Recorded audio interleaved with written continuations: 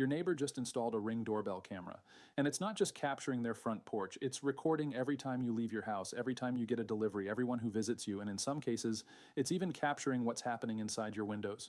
You think there's nothing you can do about it? You're wrong. In 7 states, new privacy laws just gave you the power to demand they either reposition that camera or turn it off completely. And if they refuse, you can sue. Before we dive in, do me one favor, hit that subscribe button right now. Why? Because 90% of homeowners have no idea these privacy laws just changed, and I don't want you to be one of them. What I'm sharing today could protect your family's privacy and potentially put thousands of dollars in your pocket if your rights have been violated. So click that button and let's get into it. Here's what just happened. Between 2020 and 2025, home security camera installations skyrocketed. Ring doorbells, Nest cameras, Arlo systems, they're everywhere. According to industry data, over 40 million homes in the US now have at least one exterior security camera. That's great for home security, but it created a massive privacy problem because here's the thing. When your neighbor points a camera at their property, they're almost certainly capturing your property too. Your driveway, your front door, your yard, maybe even your windows. And until recently, there was basically nothing you could do about it. Courts generally held that if you were visible from a public space or a neighbor's property, you had no reasonable expectation of privacy. But that legal standard was created before the age of 24/7 high-definition video recording, with cloud storage and facial recognition. The law is finally catching up to technology. In 2025 and early 2026, 7 states passed what's being called the Residential Video Surveillance Privacy Act.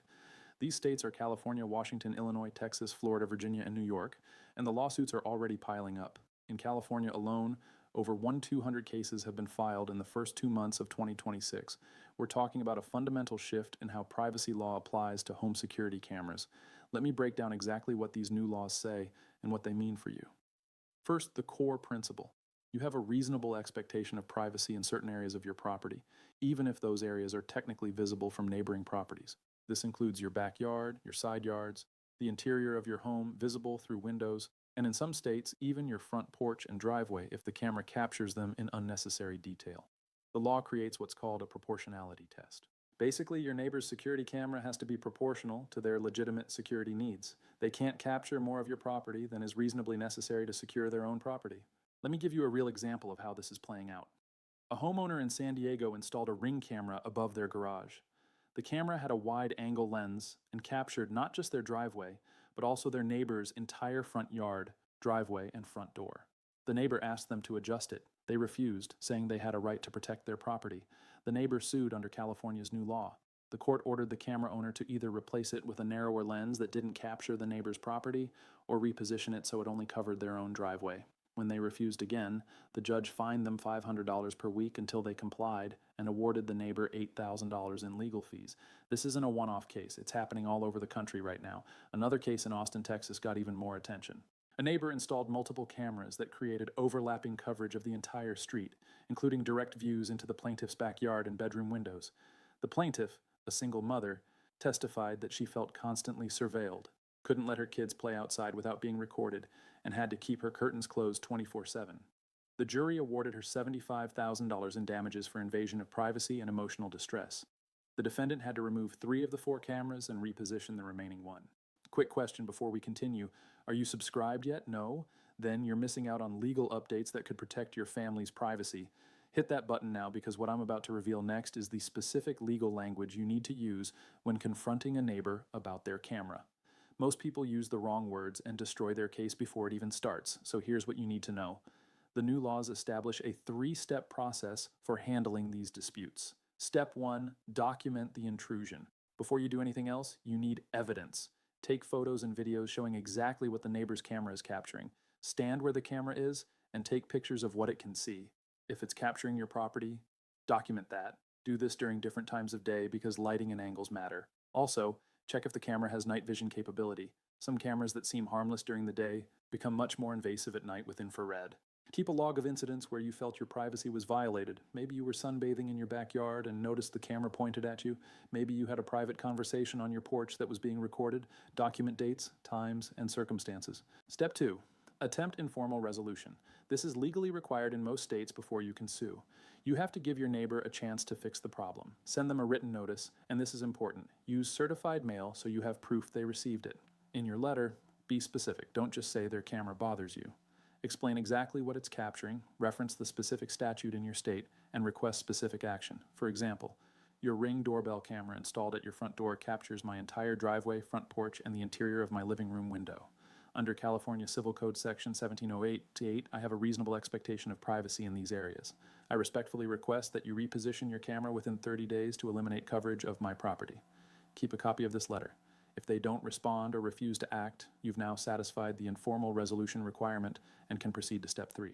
Step 3 is formal legal action. If your neighbor refuses to address the problem, you can file a civil lawsuit for invasion of privacy.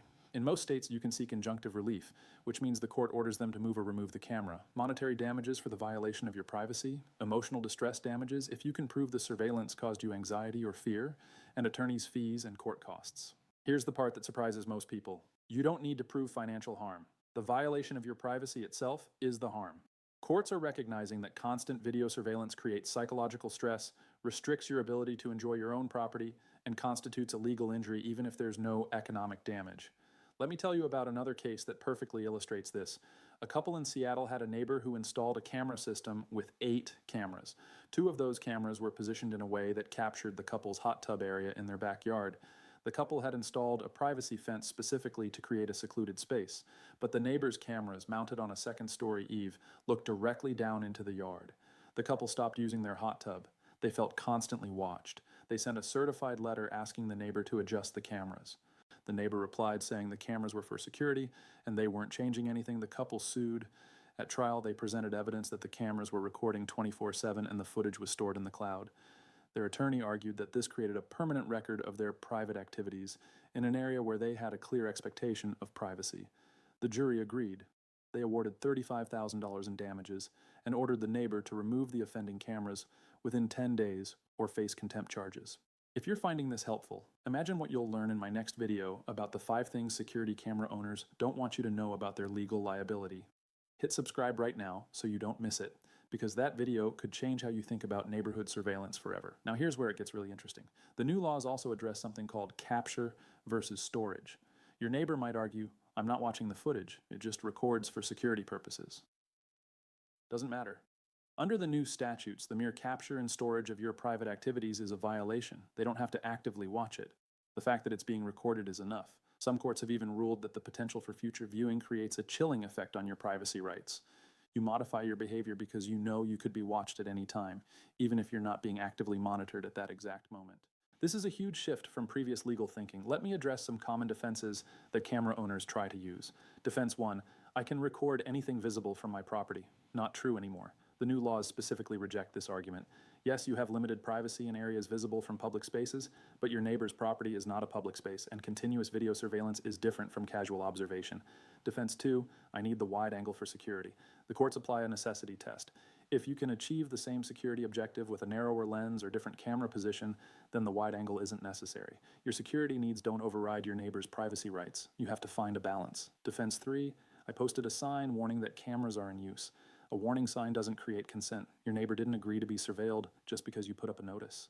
They have no choice but to see your property when they're on their own property, so a warning doesn't cure the invasion. Here's something else you need to know. The laws treat intentional versus incidental capture differently. If your neighbor's camera unavoidably captures a small portion of your property as incidental to securing their own, that's usually permissible.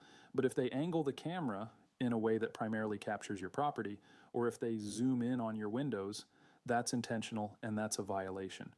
Let me give you the actual legal test that courts are using. They ask 4 questions. 1, what is the camera owner's stated purpose for the camera? 2, is the current position and angle necessary to achieve that purpose? 3, are there alternative positions or technologies that would achieve the same purpose with less intrusion? 4, does the camera capture areas where the neighbor has a subjective and objectively reasonable expectation of privacy?